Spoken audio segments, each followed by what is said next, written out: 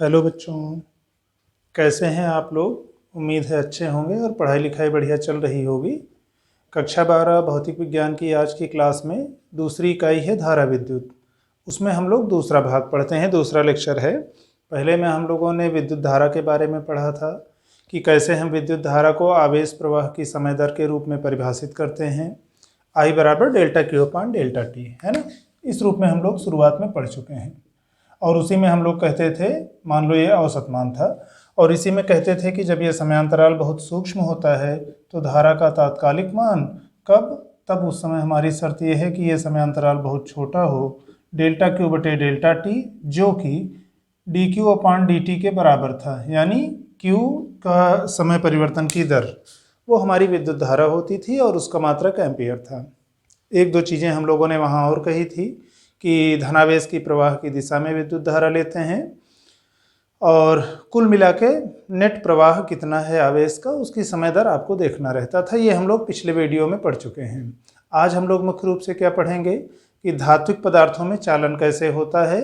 अभी हम मुख्य रूप से अपने को ठोसों तक सीमित रखेंगे। देखिए, आप पारा को छोड़ दीजिए तो उसके अलावा जो धातुएं हैं लगभग सभी ठोस अवस्था में पाई जाती हैं। कमरे के सामान्य ताप पर कम से कम सभी धातुएं लगभग ठोस अवस्था में पाई जाती हैं, कुछ अपवादों को आप छोड़ दें पारा जैसे। और ठोस पदार्थों में आपको पता है कि पदार्थों के जो परमाणु होते हैं या आप कह लो कि अणु होते हैं, वो एक दूसरे से मजबूती से बंधे रहते हैं, अपनी जगह छोड़ करके नहीं जा सकते और उनके बीच में बहुत थोड़ा सा रिक्त स्थान होता है। भले ही वो क्लोजली पैक्ड होते हैं, टाइटली पैक्ड होते हैं, यानी बहुत पास पास होते हैं, लेकिन फिर भी उनके बीच में कुछ स्थान होता है। जैसे मान लो आप एक कोई थोड़ा सा क्षेत्र लो और लगभग गोलाकार होता है आकार, आप इस तरह से मान लो इसमें भरते चले जाओ तो आप देखोगे कि ये बीच की ये कुछ खाली जगह छूटी ना, ये वाली जगह कुछ खाली छूट गई है। गोला जोड़ने पर भी आप थोड़ा तिरछा करके भी जोड़ोगे यहाँ तो भी थोड़ा जगह छूट जाएगी। ये इंटरमॉलिक्यूलर स्पेस है, अंतराणु का आकाश है। तो ठोसों में भले ही अणु एक सघन रचना में व्यवस्थित रहते हैं, उसके बाद भी अणुओं के बीच में थोड़ा बहुत तो खाली जगह रह ही जाती है। और ख़ास तौर पे जब हम धात्विक पदार्थों की बात करते हैं, यानी ऐसे पदार्थ जो मुख्यतः धातुएं हैं और प्रायः उनमें से अधिकांश आपके ठोस हैं। तो कुल मिला के अभी हमको ठोसों में चालन या धात्विक ठोसों में चालन की बात करनी है। चालन, अच्छा, धातुएं ऊष्मा और विद्युत की अच्छी चालक होती हैं।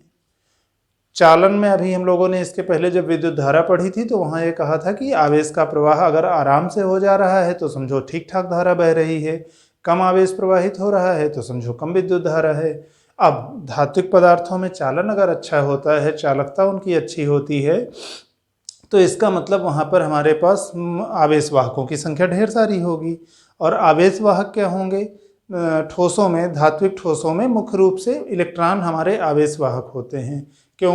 परमाणु की सामान्य संरचना हम लोगों को पता है कि बीच में नाभिक होता है धनावेशित, उनके चारों ओर अलग अलग कक्षाओं में चक्कर लगा रहे इलेक्ट्रॉन। अब इसमें मान लो 2 इलेक्ट्रॉन है, इसमें 2 से कुछ ज़्यादा हो गए, इसमें भी उसी तरह कुछ होंगे, तो ये अलग अलग कक्षाओं में चक्कर लगा रहे हैं।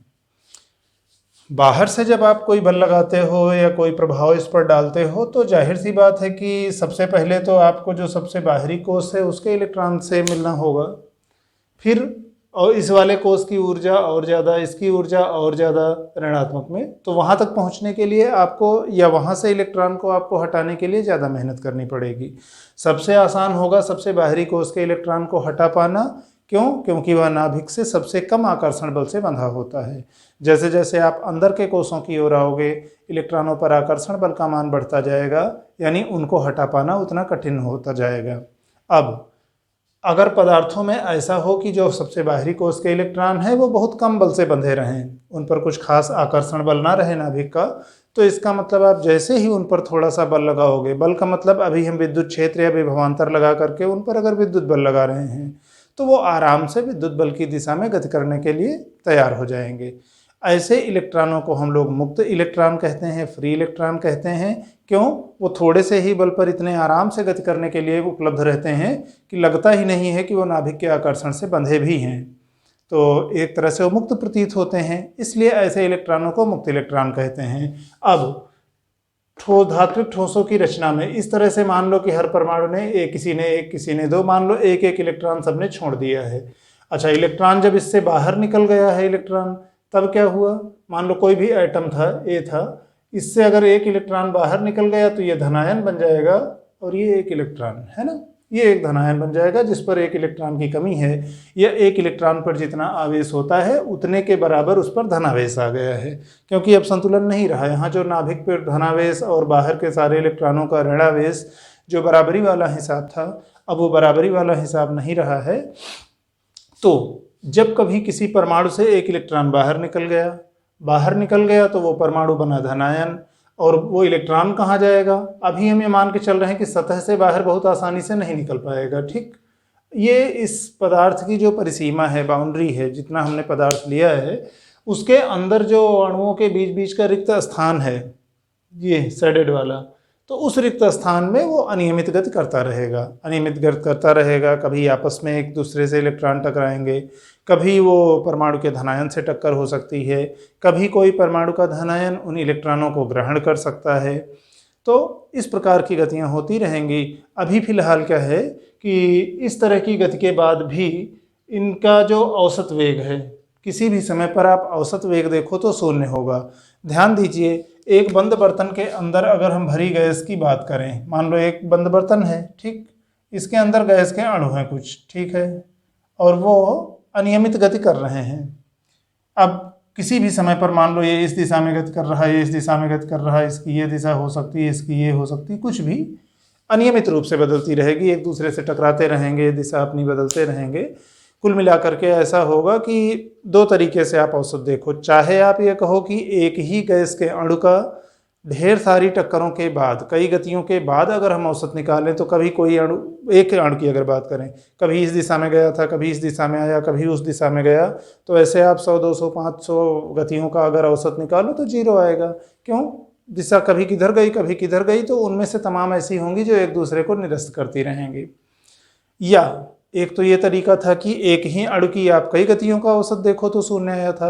दूसरा तरीका यह है कि एक ही समय पर आप ढेर सारे अणुओं का देखो, किसी एक निश्चित समय पर देखो, अच्छा कि ये अणु कहाँ था, दूसरा कहाँ था, तीसरा कहाँ था, 10वां कहाँ था, 1000वां कहाँ था, 91वां कहाँ था, जो भी अणु है, तो उनके वेग अगर पहले वाले का U1 है, दूसरे का U2 है, तीसरे का U3 है, 91 का UN है, तो औसत वेग अगर हम निकालें किसी भी समय पर, तो औसत वेग जो कि हमारा ये था ना, U1 vector plus U2 vector plus इस तरह होते होते UN वेक्टर, और n अणु है तो बटे n, ये हो जाएगा बराबर 0 या शून्य सदिश आप कह लो, या इसी को आप ऐसे कह सकते हो कि UY है ना 0।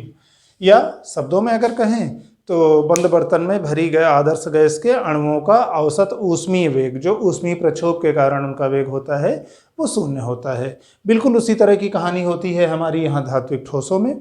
यहाँ भी जो इलेक्ट्रॉन निकल आए हैं वो समझ लो गैस के अणु की तरह व्यवहार कर रहे हैं। जैसे गैस के अणु अनियमित गति करते हैं, वैसे वो मुक्त इलेक्ट्रॉन अनियमित गति कर रहे हैं। गैस के अणु गति करते हुए आपस में एक दूसरे से टकराते हैं, और हो सकता है ऊर्जा के आदान प्रदान के साथ साथ वेग का भी आदान प्रदान करें। उसी तरह की घटना यहाँ इलेक्ट्रॉनों में भी होगी। तो कई बार हम लोग इस तरह से कि ठोसों में जब हम चालन की बात करते हैं और ये कहते हैं कि अच्छा परमाणुओं ने अपने कुछ इलेक्ट्रॉनों को मुक्त कर रखा है और ये मुक्त इलेक्ट्रॉन गति करने के लिए स्वतंत्र हैं, जब आप विभवांतर लगा करके या विद्युत क्षेत्र स्थापित करके विद्युत बल लगाते हो तो ये इलेक्ट्रॉन गति करने के लिए उपलब्ध रहते हैं। और इसलिए इस प्रकार से जब चालन की आप व्याख्या करते हो कि हाँ ठीक है, अब धात्विक ठोस के अंदर ढेर सारे हमारे पास मुक्त आवेश वाहक उपलब्ध हैं मुक्त इलेक्ट्रॉन के रूप में, जो विद्युत बल लगाने पर आराम से गति करेंगे बल की दिशा में। ध्यान देना कि विद्युत क्षेत्र की दिशा में नहीं गति करेंगे, इलेक्ट्रॉन ऋणावेशित होता है और उस पर बल जो लगेगा वो विद्युत क्षेत्र की विपरीत दिशा में बल लगेगा। तो अभी बल की दिशा में गति हम कहेंगे, आप उसको विद्युत क्षेत्र की विपरीत दिशा की गति कह सकते हो, है ना। यह बराबर Q इंटू E होता है। इलेक्ट्रिक बल अगर हम बात करें, ये चलो E छोड़ो, यह बराबर Q इंटू E, ठीक। अब Q का मान अगर ऋणावेश है, मतलब अगर हम इलेक्ट्रॉन की बात कर रहे हैं, तो इसका मतलब ये हो जाएगा। इसका मतलब क्या है कि जो इसकी दिशा है और जो इसकी दिशा है वो परस्पर विपरीत हैं माइनस चिन्ह की वजह से। तो अभी फिलहाल इतना कि संक्षेप में एक बार फिर से सुन लेते हैं। ये तो ऐसे कहानी थी समझने के लिए, और वैसे भी आज के टॉपिक में केवल हमको कहानी ही सुननी है, तो एक बार ध्यान से सुन लेते हैं क्योंकि पूरा लिखेंगे नहीं। फिर इससे संबंधित परिभाषाओं या पदों पर बाद में आते हैं। अभी केवल इतना कि धातुओं में जब आप चालन की बात करते हो या ठोस पदार्थों में जब आप चालन की बात करते हो, तो पहली बात तो आप ये ध्यान रखना कि ठोसों में अणु एक सघन संरचना में व्यवस्थित रहते हैं, अपने स्थान पर नियत रहते हैं, थोड़ा बहुत वाइब्रेटरी मोशन कांपनिक गति और थोड़ा बहुत रोटेशनल मोशन घूर्णीय गति कर सकते हैं, पर स्थानांतरीय यानी ट्रांसलेटरी मोशन नहीं कर सकते। अपना स्थान छोड़ करके आराम से नहीं जा सकते हैं ठोसों के अणु। अब अगर चालक पदार्थ है तो चालकों में बाह्यतम कोश के इलेक्ट्रॉन बहुत कम आकर्षण बल से बंधे रहते हैं। इस वजह से थोड़ा सा ही विद्युत क्षेत्र लगाने पर या थोड़ा ही विद्युत बल के प्रभाव में आसानी से वो गति करने के लिए उपलब्ध रहते हैं। ये इलेक्ट्रॉन चूंकि इतनी आसानी से गति करने के लिए उपलब्ध रहते हैं कि इनको हम कई बार मतलब समझ में ही नहीं आता है कि ये परमाणु से बंधे भी हैं कि एकदम खाली ही घूम रहे हैं। तो इनको हम ऐसे इलेक्ट्रॉनों को मुक्त इलेक्ट्रॉन कहते हैं, और चूंकि इन इलेक्ट्रॉनों की वजह से चालन भी हो रहा है तो आप इनको चालन इलेक्ट्रॉन भी कह सकते हो। और ठोसों में मुख्य रूप से चालन, धात्विक ठोसों में या ठोस पदार्थों में जो चालन होगा, चालन का मतलब विद्युत का चालन यानी आवेश का प्रवाह यानी विद्युत धारा का बहना, वो इन इलेक्ट्रॉनों की वजह से होगा। तो ये मुक्त इलेक्ट्रॉन और इनके कारण चालन, ये ठोसों में चालन की व्याख्या है। यहाँ पर ध्यान रखना कि इन मुक्त इलेक्ट्रॉनों का व्यवहार एक बंद बर्तन में भरी गैस के अणुओं की भांति होता है, तो इसलिए कई बार हम लोग इस प्रकार से चालन की व्याख्या को धातुओं का मुक्त इलेक्ट्रॉन गैस मॉडल भी कहते हैं। फिर इससे संबंधित कुछ पद हैं, उनको हम लोग अगले वीडियो में देखेंगे। अभी केवल एक चीज़ का और ध्यान दे लें कि अगर यही ठोस पदार्थ ना रहा होता, मान लो कोई विलयन रहा होता, जैसे हम सेल में बात करते हैं, विद्युत अपघट्य की बात करते हैं, या गैसों में चालन की बात करते हैं, जैसे विसर्जन नलिका में गैस भरी है वहाँ चालन हो रहा है, तो वहाँ क्या होता है? विद्युत अपघट्य में हो सकता है हमारे पास कोई ऐसा पदार्थ हो, कोई यौगिक हो जो धनायन और ऋणायन दोनों में टूट जाए। अब वहाँ पर जब आप विभवांतर लगाते हो या अलग अलग प्लेटें हैं, एक कैथोड है, एक एनोड है, एक धन विभव पर है, एक ऋण विभव पर है, तो धनावेश का प्रवाह ऋण इलेक्ट्रोड की ओर होगा और ऋणावेश का प्रवाह धन इलेक्ट्रोड की ओर होगा। यानी जो धात्विक चालकों में हम लोगों ने कहा है कि मुख्य रूप से मुक्त इलेक्ट्रॉन की वजह से ही चालन होता है, वो द्रव पदार्थों में या गैसीय पदार्थों में हमारे पास धनायन भी हो सकते हैं, ऋणायन भी हो सकते हैं। ऋणायन के रूप में कोई आयन मतलब परमाणु का आयन भी हो सकता है और इलेक्ट्रॉन भी हो सकता है। जैसे गैसों में ऋणायन प्रायः हमारे मुक्त इलेक्ट्रॉन होंगे।